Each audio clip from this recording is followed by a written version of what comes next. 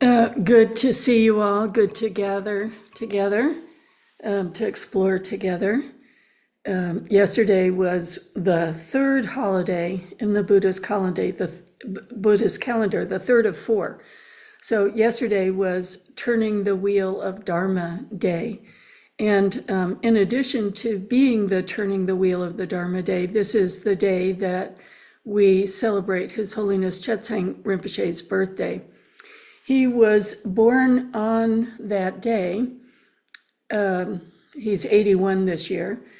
And because it's a lunar calendar, his birthday is always celebrated on the special holiday, not on the calendar date of the particular year he was born. And interestingly, he sent out a letter before he went on retreat, not to celebrate his birthday, which I think is directing us towards not celebrating excessively, creating a cult of personality, rather directing our devotion to practice and to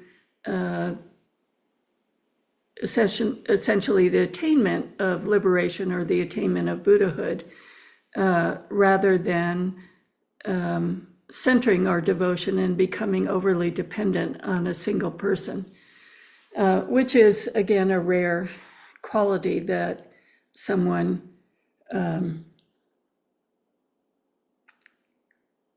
doesn't accept adulation for adulation, but rather directs it towards our own development.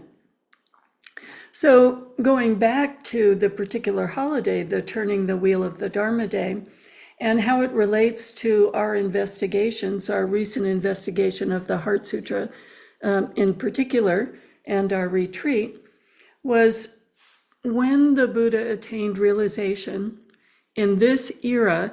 That was the first mind that opened to the absolute completely. We understand there are degrees of understanding the absolute, and we recognize that it's not about the Buddha or Buddhism. There wasn't Buddhism at that time. Any being with mind has the potential to realize the absolute. But from our perspective of Buddhists, this was the first mind that reached the complete understanding of the absolute. And, it's not in any way lessening other realization. It predates Christianity. It's not saying it's different than the realization of the highest teachers in other religions. So let's go back to abiding in the absolute, abiding in non-duality, non-conceptuality, this unchanging peace, this indivisibility with bodhicitta, non-conceptual, non-duality, non-verbal experience. So I think when we can understand now a little bit why for a few days he didn't teach. He was in a non-conceptual state. And so how do you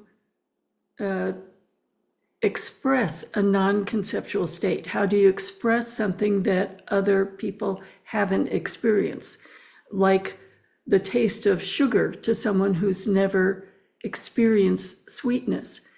So then the gods of that time came before him and requested that he teach, and offered gifts and prayers that he teach. And so we can understand that there were great sensitive beings who understood, oh, there is a new evolution of understanding, and those teachers, in their sincerity, came to him and asked that he teach. And how do we see that manifesting in our time. In our time, we can see it manifesting in, let's say, in Buddhism, the different types of Buddhism and the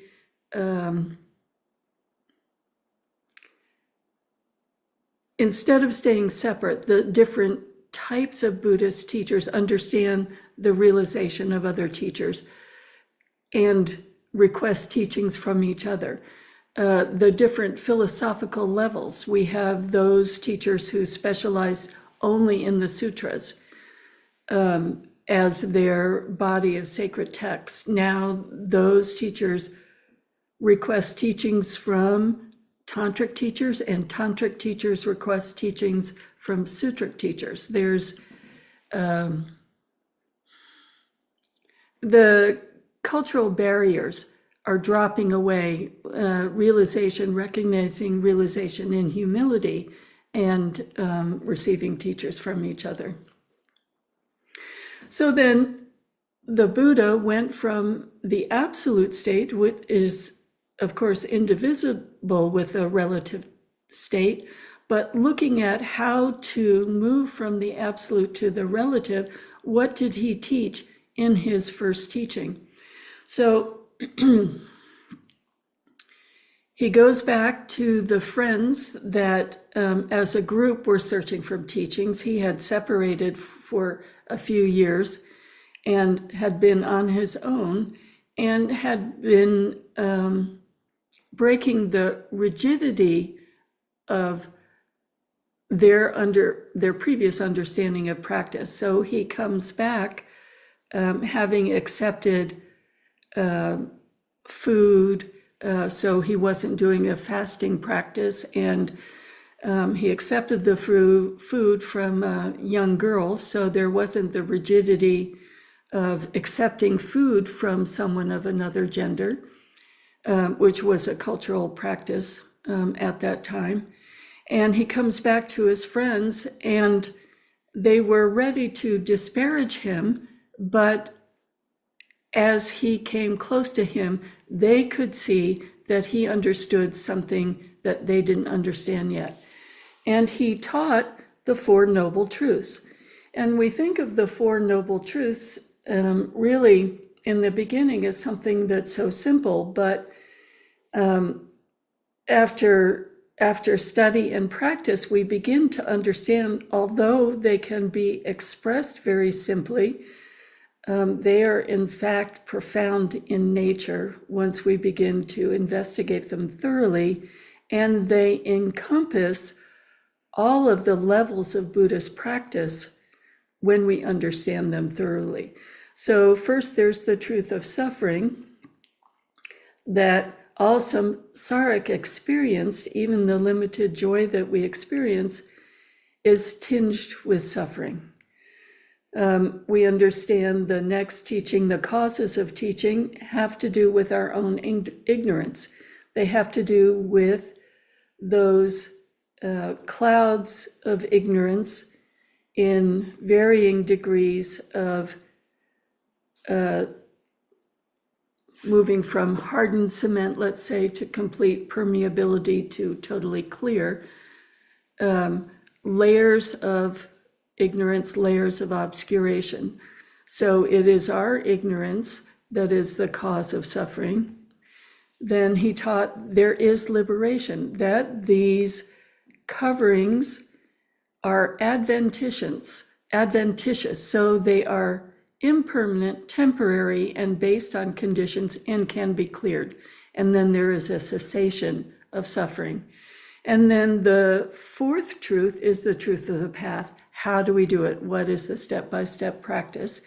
And we are currently studying the Lam Rim texts, Jewel Ornament of Liberation and Words of My Perfect Teacher, that lay out the path in simple sequential stages. But let's go back to moving from the absolute. How do you present the absolute for sentient beings to understand?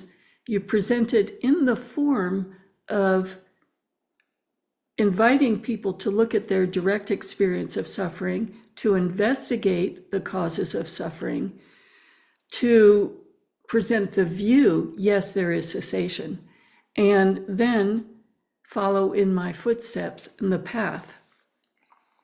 So as we were looking yesterday at the two authors of the Lam Rinpoche text that we're studying, Patrul Rinpoche laid out the 6 limbs of the path. And those 6 limbs are: the preliminary cause is Buddha nature. And we'll begin with that next week. That is the first chapter, or the first statement in the Jewel Ornament of Liberation. The second is, first we have Buddha nature, we have to have a precious human life. The contributory cause is the spiritual master. And we'll, in honor of His Holiness, we'll be talking about the spiritual master today. The method is their instruction, and the result is Buddhahood, whose activity are benefiting sentient beings without conceptual thoughts. So those are the 6 elements, or the limbs, that are covered in the Lam Rim text. How do we move from where we are today to complete Buddhahood and non-conceptual activities? But I'd like to go to the reason that in Tibetan Buddhism we emphasize spiritual masters and emphasize devotion to spiritual masters, because we are celebrating the undisputed spiritual master leading the Drikung Kagyu in the diaspora, or the world and its continents.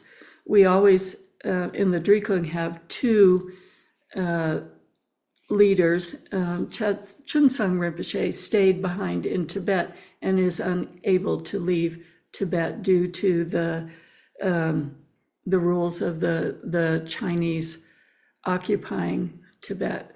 So His Holiness Chetsang Rinpoche has had the responsibility of preventing the Drikung lineage from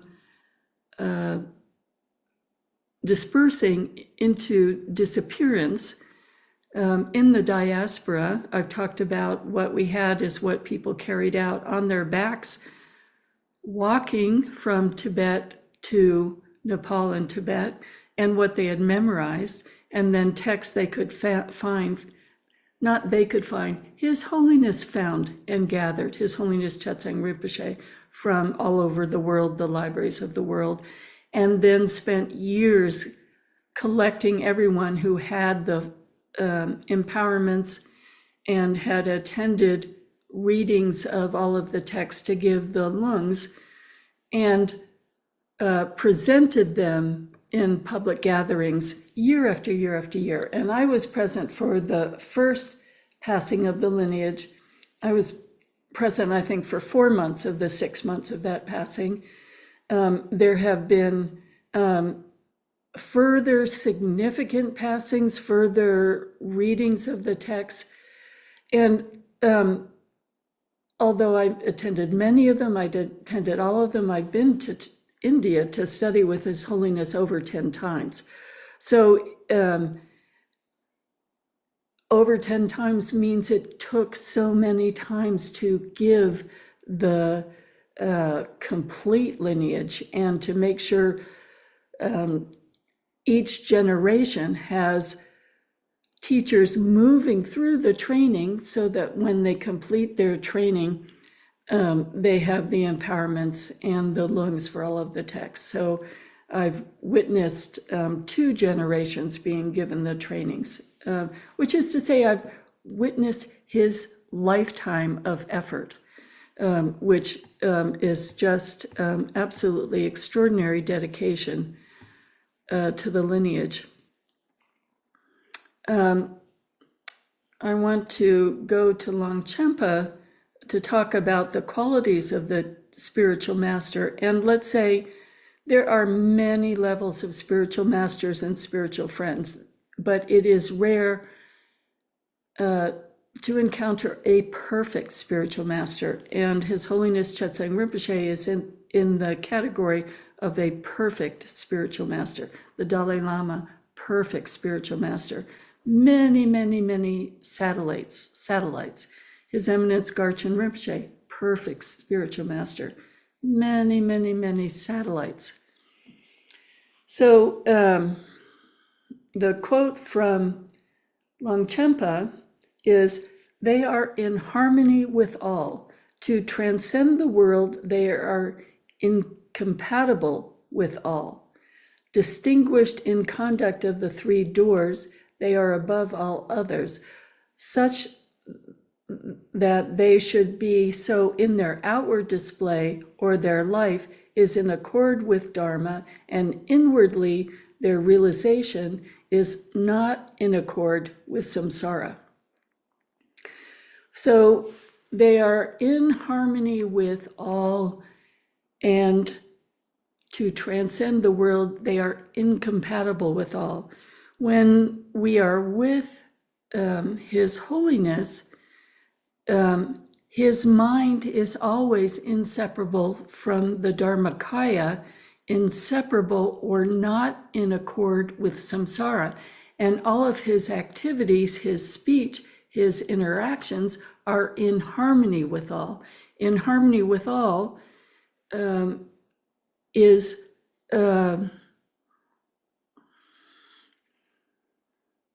really quite interesting. In harmony with all cultures, in harmony with all kinds of people, in harmony with enemies, in harmony with friends, in harmony with incompetent people, in harmony with competent people, always looking to see how to benefit the particular person and beings who are in front of him.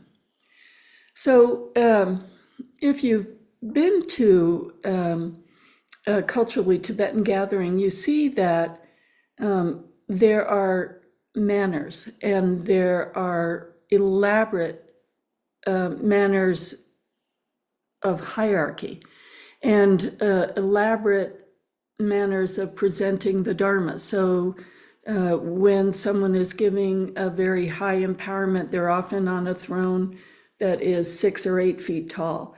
When they're giving any kind of teachings, they're on a throne that's medium tall. And that's cultural. We see thrones and we think of authority rather than honoring the spiritual teaching that is being given. Someone is in the Tibetan tradition sitting on a throne of fearlessness, and the throne is to honor not the person, but the teaching and the capacity to give the teaching. It's not a cult of personality.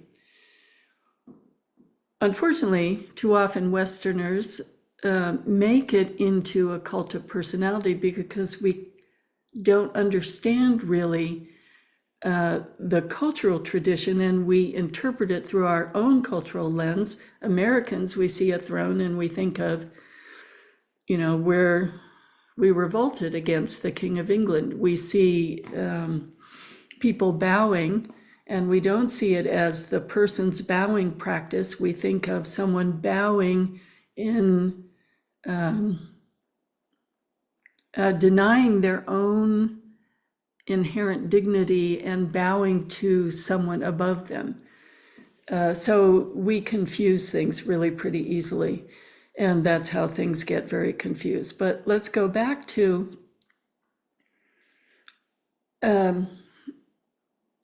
unconfusing what's going on.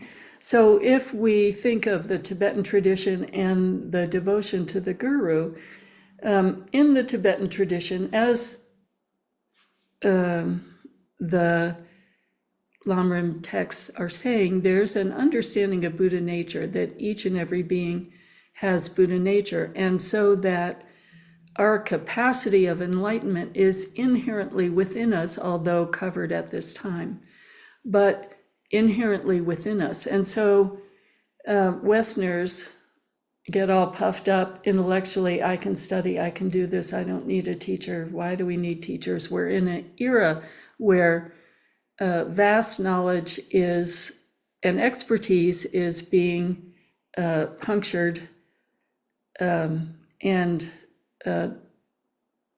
not respected. And we're in a culture that really doesn't elevate spiritual accomplishment or spiritual realization. How can I say this? If you, well,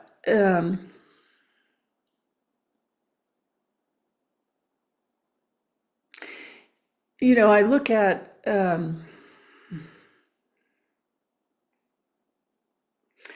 if I look at my cohort of ministers in Portland, when we gather, we often talk about social action, and that's a focus. When I look for, I grew up Catholic, and I look for who are the saints among us.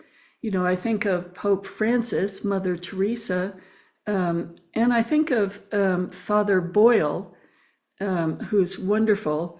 And let's say, you know, they are easily recognizable as being in Bodhisattva stages, but I don't know them well, and I haven't been studying with them intimately. So I don't know what their actual spiritual accomplishment is. And so we don't want to confuse all the wonderful people who are on the Bodhisattva path with a perfect spiritual teacher. And we don't want to inflate our own ego to think we can do it on our own either. There is the example they give that we can say that babies inherently know how to swim, you know, that it's within the primal knowledge of human beings as babies. But if you threw a baby in the ocean, they would drown. So yes, it's inherent, and yes, we need teachers. And it may be that they are very rare and we don't have direct access to the perfect spiritual teachers. We have access to satellites. And our job as practitioners is to accumulate wisdom and merit, accumulate the karma for a deeper and deeper connection to a spiritual teacher. So going back to being in harmony with all and not in harmony with samsara, if we think of His Holiness Chetsang Rinpoche's life, as a young person, he was put in a work camp and he was in harmony with all. He was in harmony with the camp people, and even though he was facing starvation during that time in Tibet, there was great eras of no food, of agricultural failure, and very, very harsh conditions, and not allowed to outwardly practice the Dharma. And he would have been in a lay situation. He didn't break his vows. He practiced perfect lojong and was in such harmony with the authorities at the work camp that he was given a release to visit his family. And that's when he walked from the work camp to India, again, walking from Maine to California, an incredible feat on its own, and then accepted leadership for the Drikung Kagyu and the disarray of the Drikung Kagyu, and then pulled it together, passed the lineage numerous times, and went from there was nothing a plot of land and one tiny house that he bought with a donation from a European donor. And then now the Drikung Kagyu is almost on every continent. I don't think it's in Antarctica, but during his lifetime, he visited and oversaw the growing centers on each of every continent. And the first generation of leaders who were in training then went out one by one to set up Dharma centers, and he kept passing, kept visiting, so that the centers and the people and the congregations were energized and had all the teachings they needed. Then, as you know, he, in the last 5 years of his life, focused on the environment and moved from the establishment of the Drikung Kagyu, which had a good foundation, to creating and supporting environmental programs and using his, we would say today, his platform, whenever he visited the centers on different continents to energize environmental programs that were going on in those areas. So again, as we were talking about the Dalai Lama's lifetime, in his lifetime, going from this tiny plot of land and one single family house to 6 or 7 continents is extraordinary in terms of energy. But what I'd also like to say, because I was really honored to work on him very closely with 2 projects. First, I spent about a year and a half in India when we were doing these huge lineage transmissions. Then I spent close to 2 years working on the library, and then in India, staying there and working on that. And so many decisions were made by him personally. It was a close working relationship. Similarly, the recent project, his vision of a center in Sharvasti hosting yarnes every year, and he gave the second yarne to be organized for Buddhist nuns.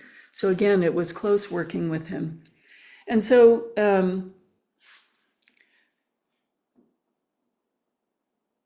it's very interesting to work with somebody in a relative way whose mind is indivisible with the absolute. And how do we see that? How do we notice that? There's nothing too small to bring up, and there's no distraction. So every moment is benefiting beings. There isn't just sitting back, putting your feet up, turning on the TV, which is not to say he doesn't rest. He also gives an example of resting. But for instance, at these large gatherings where there are massive numbers of people from all over the world, he treats everybody appropriately within their culture. So the Tibetans are doing full-length prostrations before, as they come into the meeting room with him, and he's telling the Westerners, no, don't do that, sit down. He's at ease with each cultural need and the level of understanding of each person in front of him, and all the multitasking it takes to accomplish the incredible things he's accomplished in life. So he's sipping tea, naming schools, answering questions about curriculum that I bring to him. Moment to moment, there's no trouble switching cultures, switching subjects, switching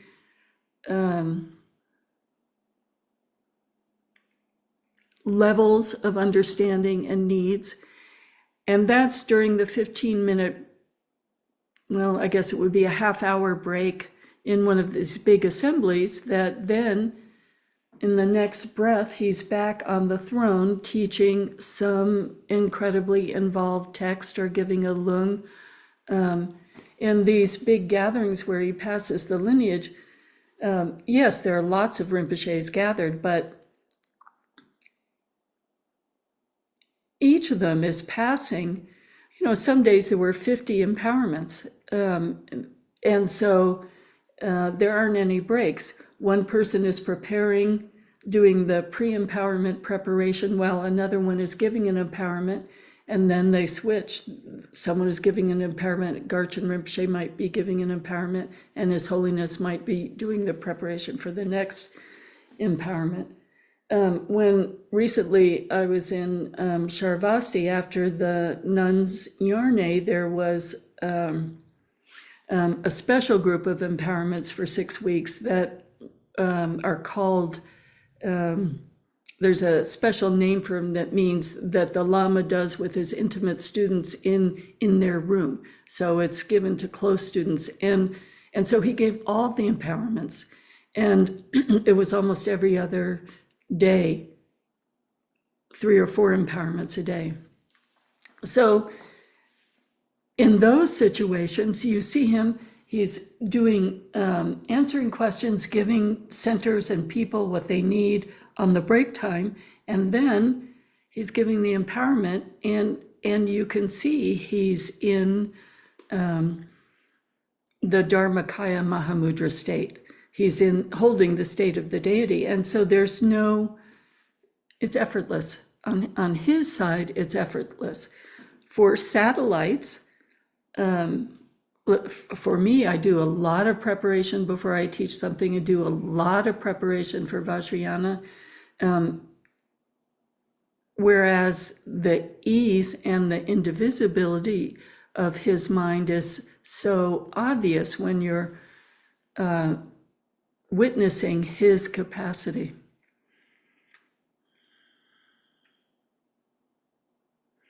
And then we see how he is creating such stability in the lineage that at 80, there was another whole generation that he took on pilgrimage, that he gave another major empowerment passing of rare empowerments and texts. And you saw him visiting every single sacred site. So outwardly, just like the Buddha demonstrated skills in every, sports skills, having marriage, just all the same activities that we have, and demonstrated how to go through life, then renunciation, then enlightenment. When we watch His Holiness's path, these last few years, he's demonstrating again accumulation of merit and wisdom. So not only did he do personal pilgrimages, not only to the main holy sites in India, but I think there's a group of 4 sites, or a group of 8 sites, or a group of 16 sites, or a group of 32 sites. There are all of these sites where the Buddha taught. So he went through pilgrimages to all of these sites, then taking all of the current college students, the Drikung Kagyu College students, to the main sites, and then going into retreat again, going into 3-year retreat again. So demonstrating again accumulation of merit and wisdom as the path. Demonstrating that over and over again, as well as demonstrating how to lead without the intense cultural hierarchy. If I watch his leadership of the Drikung lineage over time, really in the Tibetan tradition, almost no one makes even a small decision without checking with him. and how he changed it to committees, how he brought the nuns into the committees, working with the gender confusion that some of these old cultures have, how he empowered the younger generation gradually, so that now we see the new Khenchens being able to lead strongly while he's in retreat. And there's no shakiness, there's no worry about the lineage. We see already that the lineage is moving steadily and well while he's in retreat. And he took into retreat with him the most mature Kenshin and one of the most distinguished nuns academically. So he broke tradition in that way by including a nun in the 3-year retreat group that is with him intimately. So he's teaching other cultures appropriately and looking at the flaws in his culture and trying to break through some of the flaws that can be let go of, let's say, in the Tibetan culture, the dependence on one person in a way that impairs growth. And so let's say pulling one culture into the 21st century, introducing the 21st century to their flaws so that together we all go forward is the best way I can put it. And why is this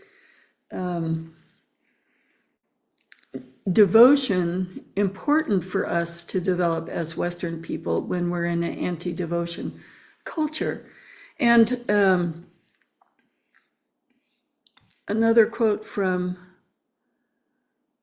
Longchenpa, let's see if I can find it. As long as we have a hint of a stain of dualistic fixation and grasping, and those of you who have done the teachings and particularly the retreat, we begin to understand what a hint of grasping and fixation is. As long as we have a hint of grasping and fixation, we are still dominated by conventional reality relating to the relative.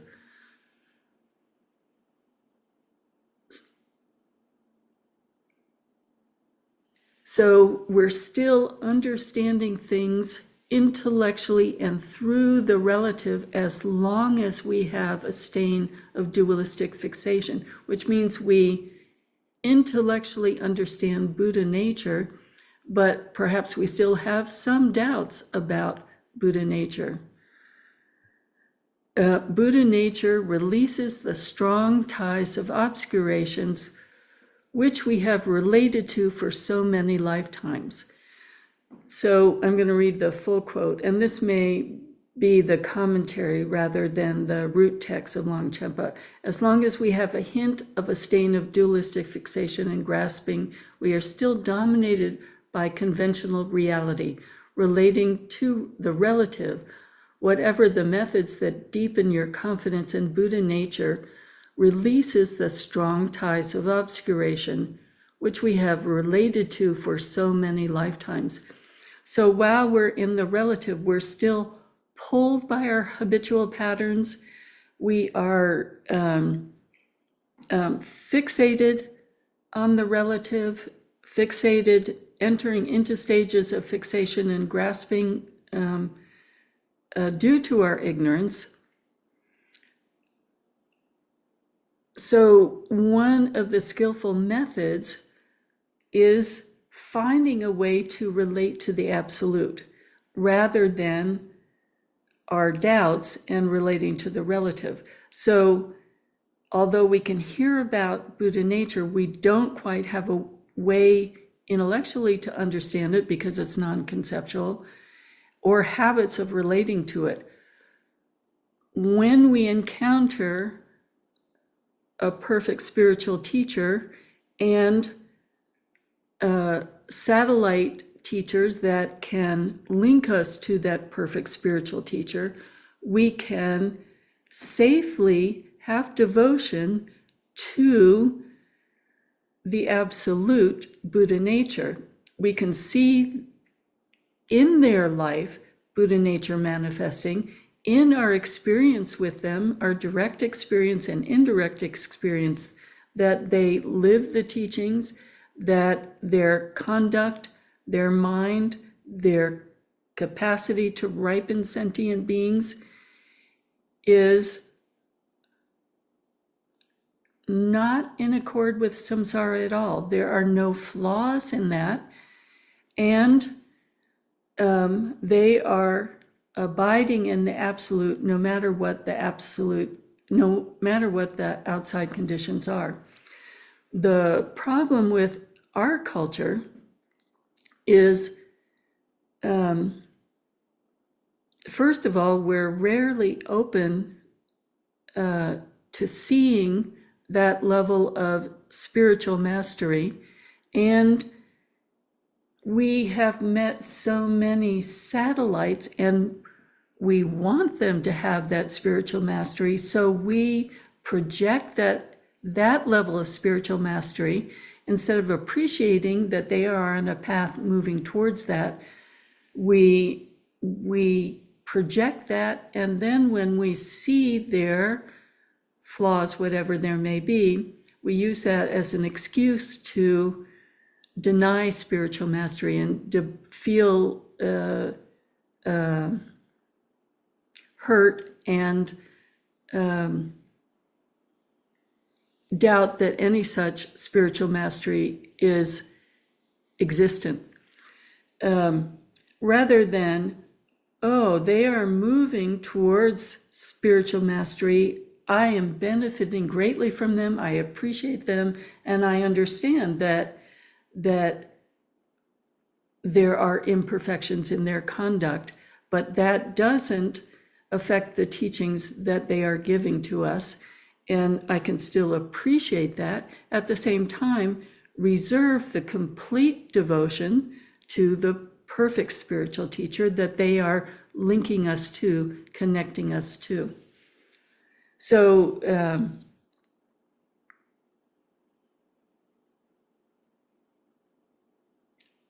someone like His Holiness Chetsang Rinpoche is rare, and we keep creating the karma to meet great spiritual teachers, and many of you have met some of the wonderful living teachers. And I encourage you to read The Heart of Tibet, which is the biography of His Holiness Chetsang Rinpoche. I hope he writes the biography of the second half of his life. But I'd like to conclude with the dedication prayers and the prayer that we do on holidays that His Holiness wrote, the butter lamp prayer. So let's go ahead and do the dedication prayers. Talanka, if you want to.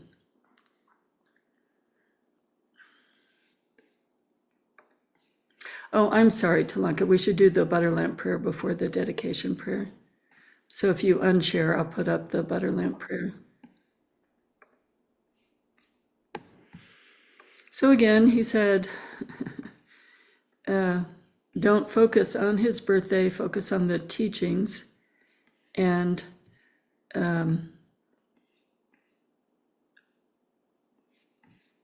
we'll do his long life prayer 3 times today just to wish him a long life.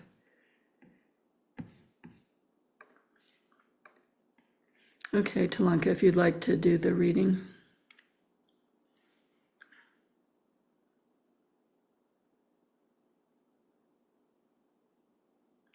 You're muted, Talanka. This butter lamp made from precious jewels becomes as large as 1 billion universes. In the middle of an endless ocean of melted butter, it is the wick of the butter lamp as tall as Mount Meru. We offer this lamp to the Buddhas of the 10 directions. each one nearly manifesting 100 million times. From the pinnacle of samsara to the hell of unceasing torment, the light completely illuminates the darkness of ignorance. May I see the faces of the Buddhas and the Bodhisattvas of the 10 directions. Om Besra Aloka Aham. The butter lamp of the mind of the essence of reality of beings is filled with melted butter of the completely pure nature of realization. He is filled with the melted butter of the completely pure nature of realization. On the wick of the jewel, like bodhicitta, shines the fire of spontaneous realization of the 5 bodhicittas of the victors. This blazing light of the self-arisen wisdom we offer to the lamas, yidmas, dakinis, and the protectors. May our downfalls be repaired, and may we attain the mundane, the supermundane realizations. Om Guru Deva Dakini Dharmpala Sapariwara Supariwara Aloka Pratitsa Soha. Pratisha Swaha Emaho. Through the clear illumination of this lamp, wonderful and marvelous, this offering to the lamas, yidmas, dakinis, and dharma protectors, and the collection of the deities of the mandalas, of all the infinite pure lands in the 10 directions, including the 1,000 Buddhas of this few fortunate kalpa. May all the sentient beings in the 6 realms from now on and in all the lifetimes have visions of all Buddhas' pure lands. May they become one with Buddha Amitabha, the protector of infinite light, achieving the state higher than the sky, of the deities of the 3 jewels and the 3 roots, of the power of the truth. Please bless us to immediately realize this prayer. Teata Pensandria Awa Bodha Naya Soha. So visualizing this butter lamp as high as Mount Meru.